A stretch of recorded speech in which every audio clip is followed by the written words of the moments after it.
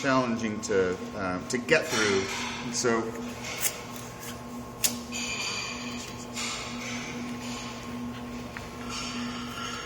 do we have specific names for like these side caudal fins? I don't know. When we get into salmon, certainly it's called an adipose fin. They are fast swimmers, right? Very. How do they manage to go that fast with that little tail? They move it very fast. They're shaped like torpedoes. So I'm removing the fins just so they're not in my way when I'm trying to quarter him. It would probably be easier if I gutted him, so I might go ahead and do that.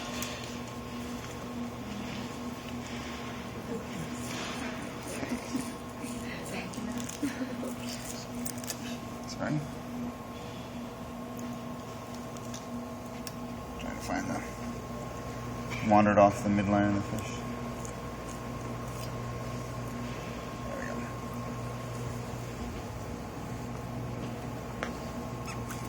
There's a bony plate in between. There we go.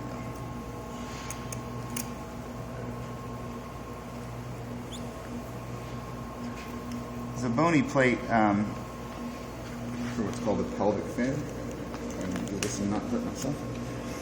And it's got a soft spot in the middle of it. Generally, you can run your knife through. I'm having trouble getting in that bony spot.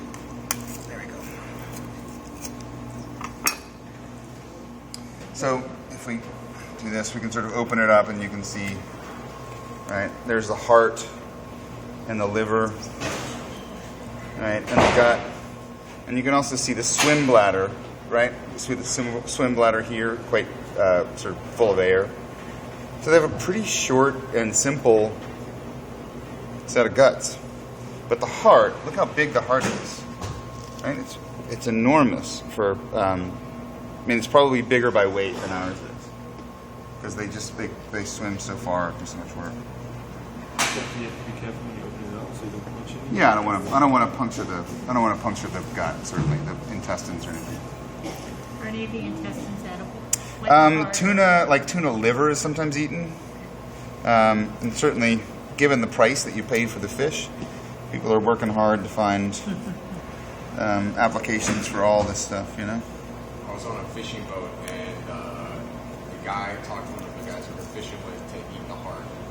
What'd you think of it? Probably really meaty and rich and not so bad. What was it? I didn't eat it. Oh, you didn't eat it? No, it was another guy. You could see on his face he was doing everything he could to hold it down. It's probably more that notion of eating raw heart.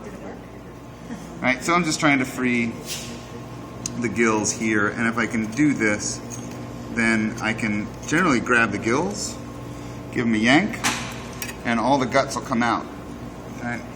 Right, so now I can sort of open it up. If everybody's grossed out by that, you haven't seen anything yet. Right, so I'm gonna grab the bottom of the gill plate. Scissors work really well here. Knives tend to be a little bit brute force. I have scissors. Would you like them? No, got it. Ding. Right, and then, I'm gonna grab that. Get my knife in the mouth, and separate the gills from the spine from the back side. So now if I grab the gills and I peel them backwards, that's awesome. That's incredible. So it's actually a pretty easy process. Yeah, it can be. I mean, that took me, 3-4 minutes to get all the guts out. And they come out really, really clean when you grab them by the esophagus. Right?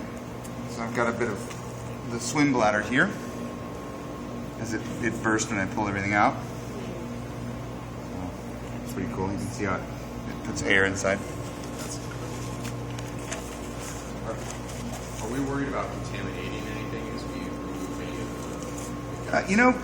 of the one of the advantages of doing it like this is that you don't really slice into anything. You don't use your knife at all inside the gut. So, yeah, you would obviously, I think, want to limit the damage as much as you could. Yes.